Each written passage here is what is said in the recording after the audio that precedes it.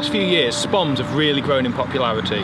Recently, every man and his dog seems to be raving about them. So what we're going to do, with the aid of the underwater equipment, we're going to have a few casts, just using a blend of particles, a few bits of hemp, a few bits of maize in there as well. We're going to be casting out to a marker. It's in around about 10 foot of water, a few casts with the spomb, a few casts with a spod, and just see what the difference really is. So let's get them out there and see what we can draw from it.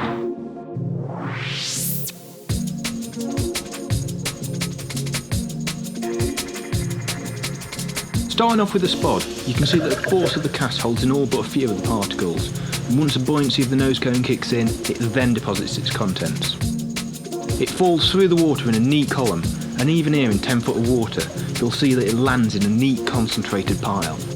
So if we speed the footage up, you can start seeing the bait really building up. We're putting a total of 5 spodfuls out, and each one is landing accurately next to the marker float. It creates a nice, accurate, concentrated baited spot.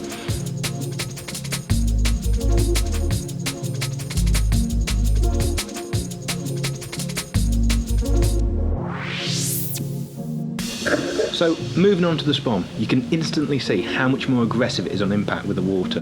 It throws a bait out as opposed to dropping it in a neat funnel.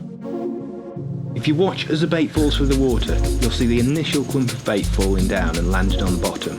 Shortly after, you'll see a secondary drop which is much wider, just floating down and scattering all over the area.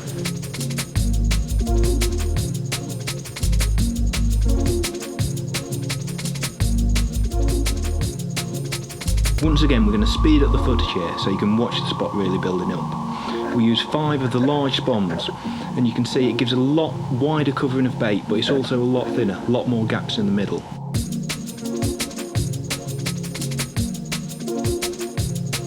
So, as you can hopefully see from the footage, although they do a similar job, the way they actually dispense the bait is quite different.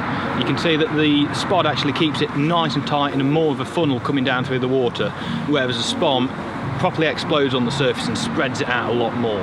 So something to think about, which one you're going to pick in what situation. The spod for tight areas, keeping everything nice and neat, or even if you're spodding into holes in the weed, that would be perfect. Whereas a spomb for creating a nice spread of bait, or even creating a cloud over zigs and things like that, definitely the one to go for. So it's worth having both in your armoury so you can choose to suit the situation.